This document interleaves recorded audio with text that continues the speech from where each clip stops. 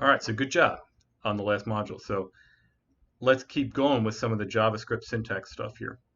Actually, one quick thing I want to point out is, I didn't mention this, but what live server is doing, as the name would suggest, is it's setting up a little web server on your computer that is serving this HTML to you.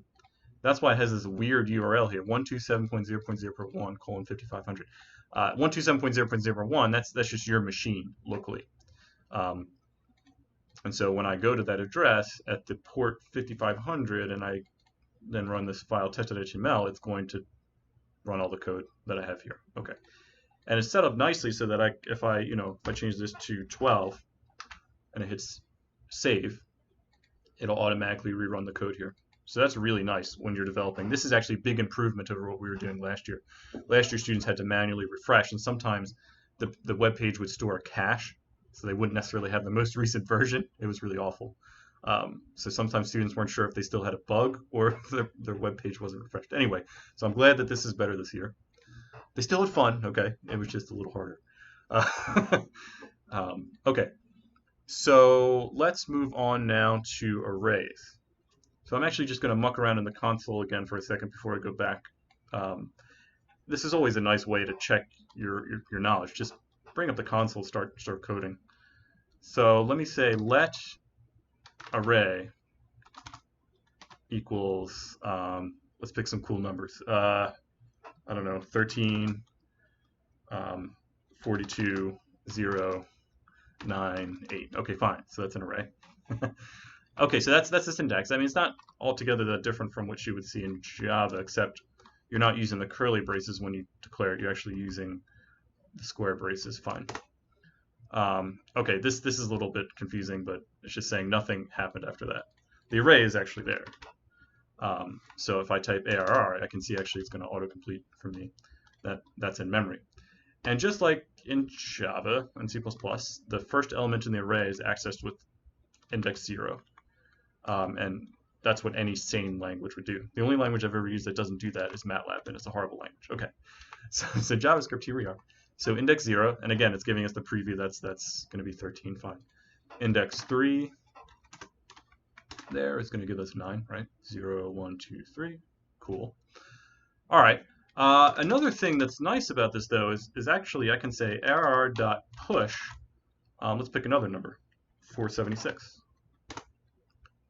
Okay, so, oh, that's interesting. I didn't even know that. So it just returns the length of the array there. So now if I just do this, you'll see, okay, this is an array with 6 elements now instead of the 5 I put in the beginning, and we just tacked 476 on the end. I'm also teaching 174 this semester, so I'll push that on. And now I see that's there. If I want to take something off, I just say arr.pop, and then it'll take it off and return it. So now I see it's no longer there, and it also returned it to me. Okay. And by the way, so the length of the array at any given time is the same as would be in Java, so it's just array.length. Okay, just one more thing I want to point out, which is a little bit surprising if you're used to strongly typed languages like Java and C++. I can say arr.push Chris. Okay, so now the array has 7 elements, one of which is a string. And actually, I can say arr.push, 1, 2, 3, 4. So now I can even have, like, some of the elements themselves can be arrays. Okay, so the element at index 7 is itself an array. So I could say, all right, if I say array at index 7, and then that at index 2, I get the element 3. Okay. You see this handy thing also that's popping up in the console when you expand the array like this, when it has a lot of elements. It'll actually show you the index and the corresponding value there.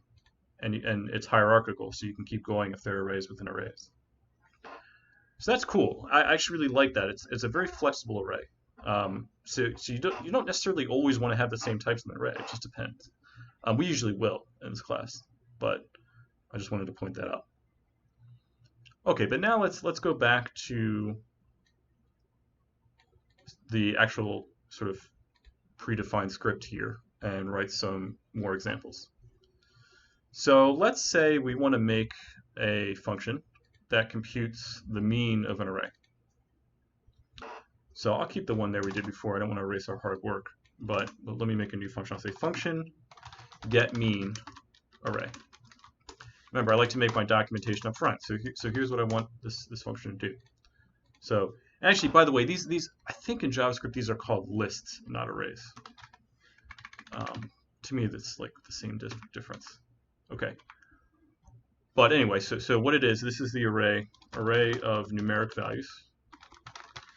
And what I want to return is, a float.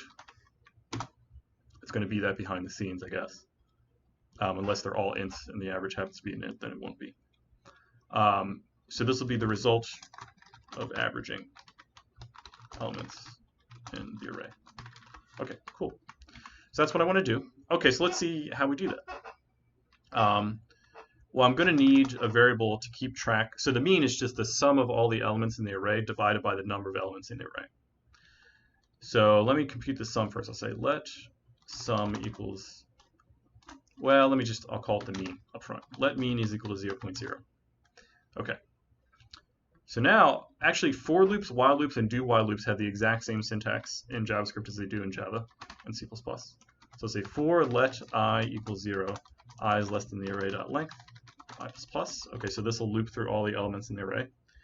Now I can say mean plus equals the array at index I. Okay, and then before I return, like I said, I have to divide by the number of elements. So I'll say mean is equal to mean over the array.length, and I'll return mean. Okay, so one thing I just want to mention real quick, this is not the only way to loop through elements in JavaScript. There's a lot of really fancy loops, but I'm not going to go over them because there are pitfalls with them. You're welcome to use them, and I'm happy to help you. I've been using JavaScript for long enough that I can help, but this is the default. Let's just keep it as similar to Java as we would do. Okay. So let's look at an example. So let's say I want to say console.log, and then we'll do the mean of an array. Let's say 4, 9, 6. Okay. So if I save this, okay, well that's just going to print out the array. My bad. I actually need to call the function. So I'll say get mean of that. Okay, so I say 6.3333. So that's the average. So let me see. So 4 plus 6 is 10 plus 9 is 19 divided by 3 is 6.6 and a third. Okay, so 6 and 3 repeating. So notice we never had to deal with the types. It just figured that out. Okay, it's going to be a decimal number. Fine.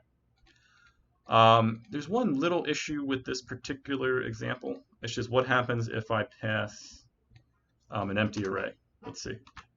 So it returns nan. I would encourage you to pause the video and try to think, why is this returning nan? Just look at the code for a second. So the problem happens on line 21, actually. So it's that the array.length is 0.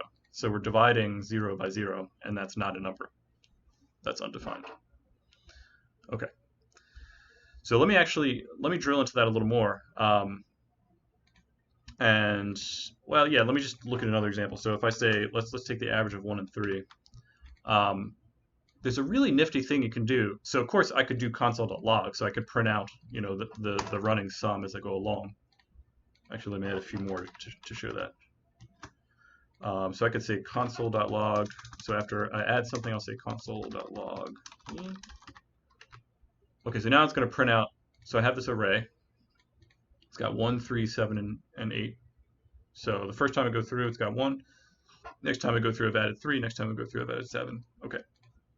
And then the result is 4.75. So I can use console.log, and that's fine. But some people like using debuggers better. And actually, debuggers are really good if you're really, really stuck and you don't want to have print statements everywhere. So let me actually, you might have noticed this already, but there's a debugger in the browser here. So let me just click that and see what's up with that. Okay, so when I click the debugger, it shows me the files that I have available to me with whatever page I'm on. So I see that one of them is that test.js file. So let me actually, what I can do is scroll down there, and so there's my code. Okay, cool. I can actually set a breakpoint just by left-clicking here. And now when I refresh the page, it's going to break as soon as I get there. So it says paused on breakpoint. And you'll notice that it has this little thing down here that says scopes. So you can actually look and see what's going on. So this is the current scope of, oh sorry, that was the window. That's like the whole HTML document. So we want to go down into, we're in the getMean function here. Okay, so we see, okay, fine. Let's actually, so if I hit the play button, I'll go to the next, oh no, sorry, that goes, okay, my bad. The play button actually just keeps running. I don't want to do that. I actually want to step on. So I'll say step over actually. Okay, so that'll go to the next line. Now I see, okay, I've got this mean equals 0. Actually, that's in the getMean scope, right? That's in the scope of this method. So I see the mean is 0. Okay, cool. Now I also have this for loop that's going to go through. So I'll keep stepping over. Okay, now I'm in the for loop. I just added 1. You saw the mean changed. Now I finished the for loop. I added 1 to I.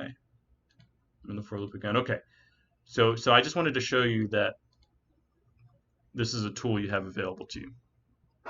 Okay, but I'll hit play and keep going. And if I don't want this to happen again, then I will just left click here and it'll toggle that, and the next time it won't stop there.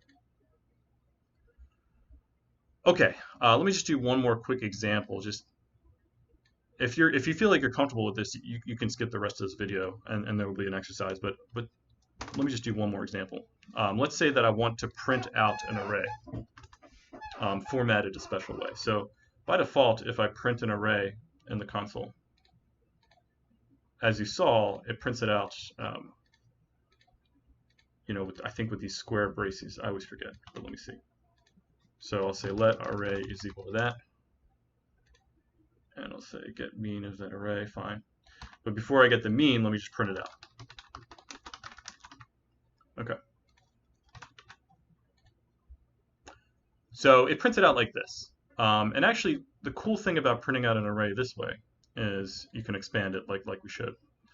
But what if I don't want all that. I just want to print out the elements by themselves. I don't even want the square braces. So let me just make a method. I'll say function print array. Okay, and so I just want to print this out. So I'll say print out array like value 1, value 2, value 3, blah, blah, blah, value left. Okay, so what I'll say is,